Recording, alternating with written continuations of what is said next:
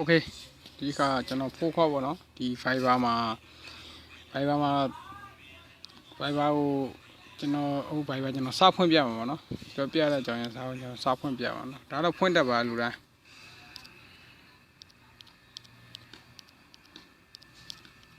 OK ကျွန်တော် Fiber စဖွင့်မှာပေါ့နော်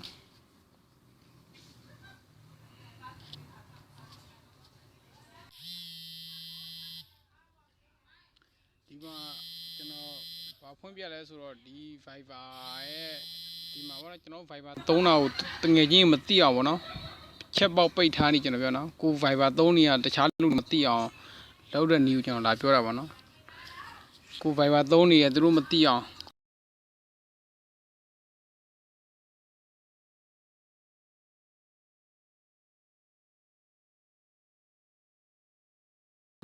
နောက်တစ်ခုပြမှာနော်ဒီမှာဒီ Fiber ပွင့်သွားမယ်ဒါကျွန်တော်မူရင်းအကောက်ပေါ့ကျွန်တော်တစ်ခုပြမှာတော့ကိုလို OK ဒီကောင်ပေါ့နော်ကျွန်တော်တော့ high နာတငယ်ချင်းတွေမသိအောင်ပေါ့နော်အခုဒီမှာဆိုလို့ရှိရင်ဗျာကျွန်တော်တို့မှာ online last of online 27 မိနစ်အလောင်းကြာတယ်ကျွန်တော် internet သုံးတာပေါ့နော်ကျွန်တော် line ပေါ်မှာရှိရသူတို့သိနေရပေါ့မသိအောင်ဘယ်လိုလုပ်မလဲအဲ့ဒီလွယ်လေးပါဘယ်လိုလုပ်လဲကျွန်တော် setting နဲ့သွားမယ်ပေါ့နော်ပြန်ထွက် OK ဒီတော့ညဒီအလုံးလေးကျွန်တော်သွားနှိပ်မယ်နော်သိချာမှတ်ထားပါပြီးသွားရင်ကျွန်တော် setting ဆိုတာလေးသွား setting ကိုနှိပ်ပါနော် setting ကိုနှိပ်ဒီဘက်မှာကို online ပေါ်မှာတက်နေရဆိုတော့တခြားလူတွေမသိအောင်လို့ကို line ပေါ်မှာရှိရတခြားလူတွေမသိအောင်လုပ်ရနီးပါသိရလူရှိသူမသိရလူအတွက်ပေါ့နော်ပြီးရင်ကျွန်တော်ဒီအပေါ်ဆုံးမှာ practice ဒီကောင်နှိပ်ပြီးပါနော်ပြီးသွားလို့ရှိရင်ဒီမှာကိုဒီမှာ share online state ဆိုတာလား share online state အဲ့ဒီကောင်ကြတော့ဘယ်လိုလဲဆိုတော့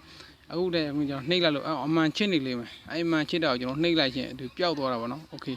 ကျွန်တော်ကနှိပ်လိုက်ပြီပေါ့နော်အဲ့လိုမျိုးအမှန်ချစ်နေလို့ရှိရင်အမှန်ဖြုတ်ပြီးပေါ့နော်အမှန်ချစ်နေဆိုဖြုတ်ပြီးလိုက်ဒါဆိုရင်ကို online တက်တာသူတို့မသိတော့ပါဘူးနော်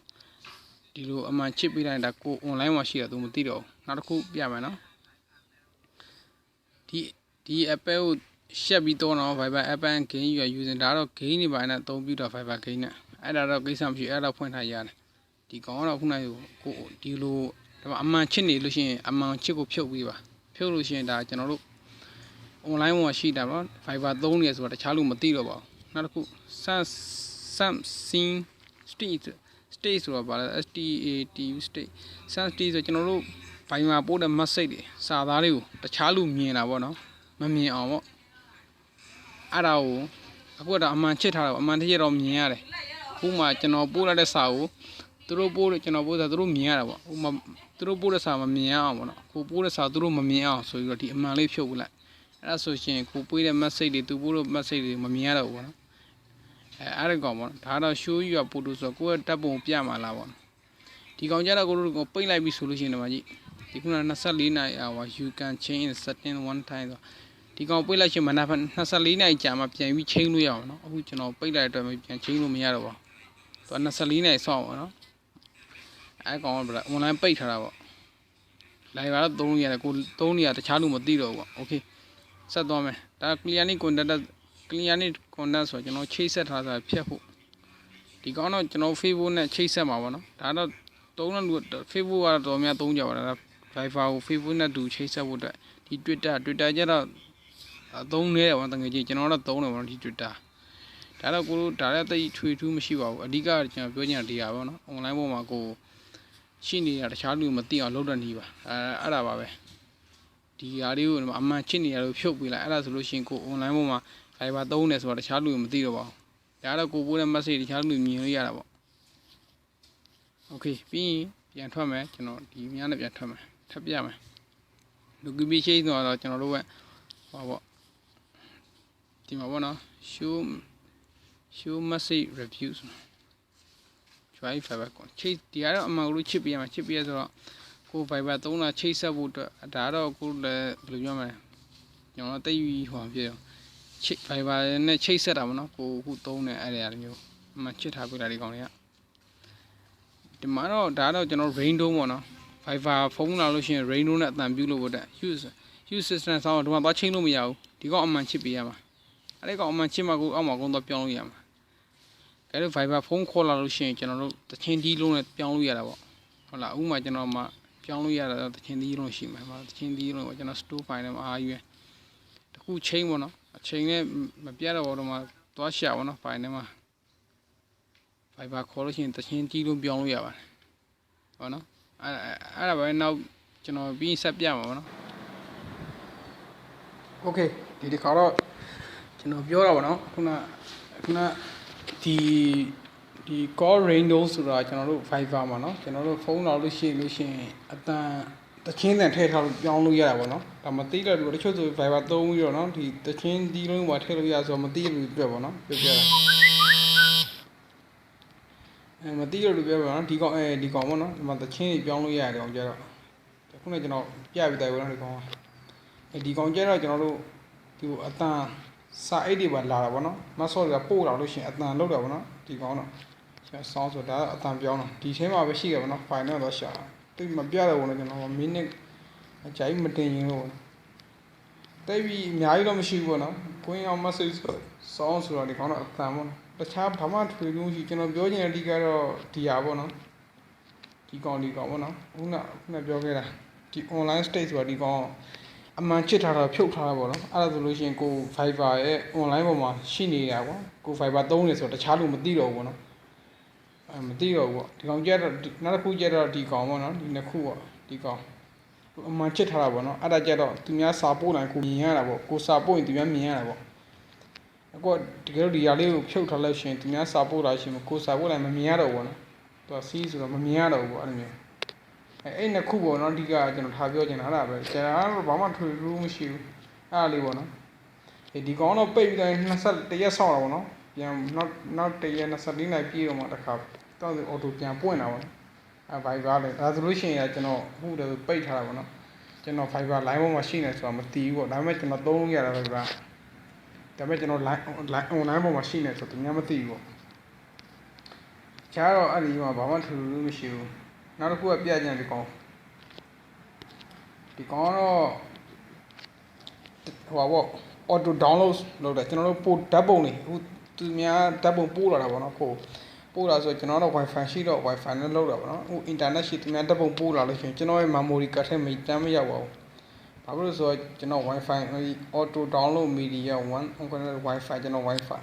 wifi ရှိမှ auto သူက download ဆွဲတာပေါ့ photo တွေကျွန်တော် memory card ထဲရောက်တာပေါ့ဟို wifi မရှိတဲ့လူကြတော့ဘာလုပ်လဲဆိုဒီ mobile network ကိုအမှန်ချစ်ထားလိုက်ပေါ့နော်ဘာဖြစ်ဆိုတော့ဓာတ်ပုံတွေပို့လာပြီးဆိုရင်သွားစေးစရာမလိုတော့ဘူး auto စေးပေးတာပေါ့နော်ဒီကောင်ကတော့အဲ့ဒါပဲနော်ဒီကောင်ပေါ့နော်အဲ့ဒီကောင်ကျွန်တော်တို့မလိုအဲ့တော့ပိတ်ထားတာပေါ့ဒါပဲကျွန်တော်တို့ဒါကတော့ message တွေကျွန်တော်တို့အဲ့တော့ကျွန်တော်တို့အတန်ပို့တယ်ပေါ့နော်အတန်နဲ့ပို့ထားတဲ့ voice mail တွေအဲ့အောင် delete ဖြတ်တာပေါ့ဒီကောင် message ညောဖြတ်ဒါပါပဲတခြားဘာမှထွေလို့မရှိဘူးအဲ့ဒါပဲဒီကောင်ကျတော့ကျွန်တော်တို့ Viber ဒီမှာကိုကြောင်ပြမယ်ခုမှကျွန်တော်ဒီ Viber ပေါ့ဒီဆက်ဖွင့်တဲ့ပုံဒီတငယ်ချင်းတရားပေါ့ okay ဒီမှာလည်းကျွန်တော်အရောင်ပြောင်းထားပေါ့မူလ original အရောင်တရားပေါ့နော်ဒီမှာတော့ဒီ background မှာလာပြောင်း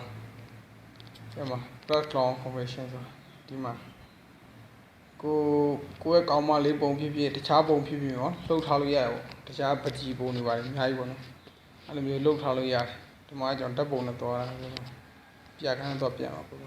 တစ်ခုပြောင်းပြအောင်ပါနော်โอเคကျွန်တော်ဖျားပုံပေါ့နော်ကျွန်တော်ဖျားပုံနဲ့ကျွန်တော်ဟောလောက်โอเคဖျားပုံမှာကျတော့ဆွဲချက်လို့ရကျင်းလို့ရချဲလို့ရတယ်โอเคဟောဟုတ်လားကျွန်တော်စိတ်လိုက်โอเคစိတ်လိုက်ပြီဆိုရင်သူတရက်ပါပဲဟုတ်လားကျွန်တော် Viber သုံးတဲ့ background ပြောင်းသွားပြီပေါ့ဒါကျွန်တော် Viber သူတရက်ပေါ့နော်ဒါအကုန်လုံးပြောင်းတော့မဟုတ်ဘူးသူတရက်ပေါ့ပြောင်းသွားတခြားလူတွေပြောင်းခြင်းလည်းရတာပေါ့နော်ဥမာโอเคတခြားတစ်ကြောက်ကျွန်တော်သွားကြည့်မှာပေါ့နော်ကျွန်တော်โอเคကျွန်တော်ကြောက်သွားကြည့်မှာโอเคကျေဒီမှာကျတော့လဲတလားတယောက်ပဲပြောင်းတာပေါ့အကုန်လုံးပြောင်းရင်တော့ပေါ့နော်ဒါတော့တယောက်စီကိုကြိုက်တဲ့ပုံနဲ့ပြောင်းလို့ရတာပေါ့တယောက်တစ်ပုံစီကိုနဲ့ချက်တဲ့လူရဲ့ background တယောက်စီပြောင်းလို့ရတာပေါ့နော်ဒီကတော့အဲ့လိုမျိုးပဲလုပ်သွားပါတော့နောက်တစ်ခုကျတော့အကုန်လုံးပြောင်းတာကျွန်တော်ပြမယ်အကုန်လုံးပြောင်းတာကျတော့ဒီမှာနှိပ်ရအောင်ဒီက setting နဲ့ပဲတော့ပြန်နှိပ်ပါပြီးရင်ကျွန်တော်တို့မှာ chat background ဆိုတာနှိပ်အဲ့ဒါကျွန်တော်တချို့ color တွေပဲလိုတယ်မှာအကုန်လုံးဒါတော့အကုန်လုံးပြောင်းတာနော်ဘယ်သူ Viber မှာဘယ်သူချက်ပဲဖြစ်ဖြစ်အကုန်လုံးပြောင်းလဲရတဲ့စာပေါ့နော်တ ဒါတော့ကျွန်တော်သူပေးထားတဲ့ဥစ္စာတွေပေါ့မလို့ချင်းကိုတက်ပုံတွေသုံးချင်းမှာတရားနှိပ်ပါမတက်ပုံတွေမှာအများကြီးရှိတယ်အများကြီးရှိတယ်ပေါ့နော်ဖျားပုံဆိုလို့ရှိရင်အကုန်လုံးပြောင်းသွားတာပေါ့တရားထက်မဟုတ်တော့ဒါဆိုလို့ရှိရင်အသေးကြီးချဲ့လို့ရတယ်အဲပေါ့ဟိုလိုတော့ချဲ့လို့ရတယ်โอเคပြီး save plan ဒါဆိုလို့ရှိရင်ကျွန်တော်တို့အကုန်လုံးပဲနော်တငယ်ချင်းတွေမှန်တယ်ဘယ်လိုမဆိုအကုန်လုံးပြောင်းသွားတယ်ဒီတရားဝင်ကြည့်လိုက်မယ်ပြောင်းသွားပြီကြည့်လိုက်โอเคတွေ့လားဒါပြောင်းသွားပြီတွေ့လား background ကဒီမှာ high လို့လိုက်မယ်ကျွန်တော်တွေ့လားအကုန်လုံးပြောင်းသွားတာ